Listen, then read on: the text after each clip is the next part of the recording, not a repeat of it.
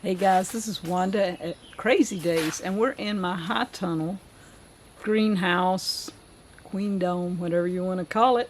And today we're going to be taking down some of my corn. You see here, it's all turned brown and it's starting to mildew over because you can see it gets moisture in here.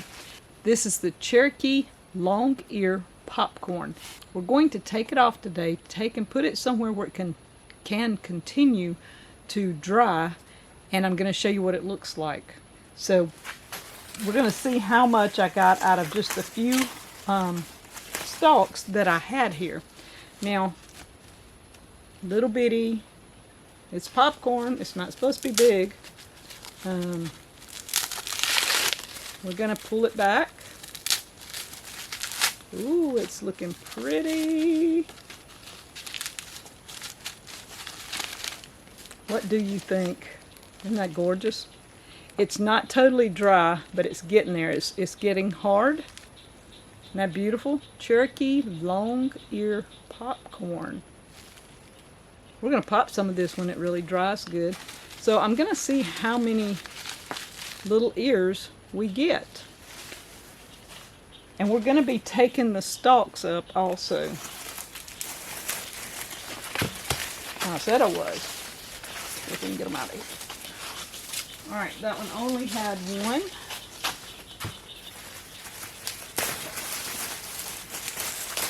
Now this one was already hanging like this. Danny said when they start hanging like this, it's time to take them off the stalk. So, oh, look at the colors. It's a purple color right now. Beautiful, different shades of purple. Isn't that gorgeous? Alright, so two really pretty. There's another one. And each one of these should be enough for us to have popcorn. Alright, this one did not fill out all the way. It didn't pollinate all the way, but still, it's as much as the other two, just it would have been even longer. The yellow and purple kernels. So that's pretty awesome.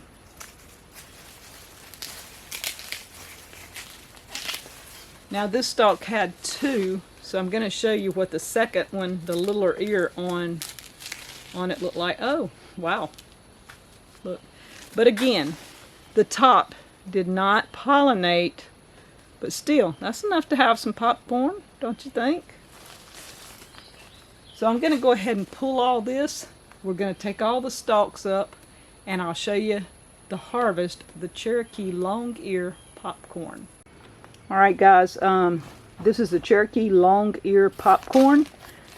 It's usually purple, different shades of purple and yellow, and it kind of turns black.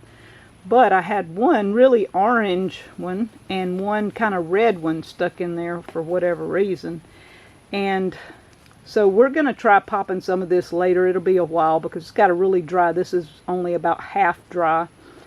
And I noticed most of the ears did not pollinate at the top, and Danny's going to talk about that a little bit. And then a lot of these ears just either got wet or just didn't pollinate. Well, the humidity got to them. It's got alpha toxin poisoning. Like from here across, these all have alpha toxin, so we don't want to be. We're not going to be eating those. Not going to be eating those. So, yeah. But these were okay. So explain a little about why the pollination issue we had in here, I guess. Well, I mean, it's only had 2 rows. Yeah, corn's supposed to be planted in blocks, and this was just 2 little rows right beside each other, and no wind in here. Even though we come in and shake it a lot during the day, I mean, for what we done, I think we got a pretty good pollination, but it's definitely not what I would say was really good ears of corn. We probably will try it again. But we'll do a little bit better job this next time of trying to see about getting more nutrition into the soil here. Corn is a very high nitrogen feeder, And these raised beds, corn just doesn't do good in raised beds because the moisture content in them fluctuates a lot. Yeah, you can see this one is very, very dry, which I haven't watered. We haven't watered this one on purpose, though. In a week. But this one behind us, this is the one behind us, and I've been watering it. It was watered yesterday evening. Yeah. And it's already dried out, and it gets moisture from the outside. As well as being more. So you can imagine the inside one's in here. This side has been watered, and you see how dry looking it is on the top. It might be more This moisture is why inside. drip irrigation is almost necessary in here on timers and stuff like that, just in case, because Wanda and I stay so busy. It's hard for us to get in here all the time and keep this stuff watered on a regular basis, you know what I mean? We're trying morning and night. Yeah, and the soil's been amended. We've got perlite, vermiculite. I mean, we have all these things in it. Yeah, it's the soil. I mean, the soil is not hard. It's a good soil. It's very easy to deal with, and the roots on this was amazing. It had a really good root system. So corn is doable. It's just that once it starts coming on, you start getting ants. The ants want to mess with it in here. That's one good thing. Not good thing. It's one of the things about ants in a high tunnel is the fact that they have a perfect environment in here. And fire ants we're talking about now, they love this. We're going to be taking this to the house. It's beautiful. It's really pretty corn. I mean, it's dry. You can hear it say it's really hard sounding. We're going to try to get it out of here. Take it to the house, let it dry under good conditions under the AC in the house, and pulling the moisture out of the air so it'll dry really good. Things will dry in here decent, but and our humidity, moisture, yeah, the humidity's bad here. We did grow popcorn, the Cherokee Long Ear popcorn, in my high tunnel.